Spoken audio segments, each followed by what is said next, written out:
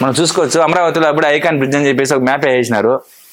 ఇంకా మ్యాప్లోనే వేస్తారే తప్ప అమరావతిలో ఇంకా అభివృద్ధి ఏం చేస్తారో ఏమో మనం చూసుకోవాల్సిన అవసరం ఎంతనే ఉంది.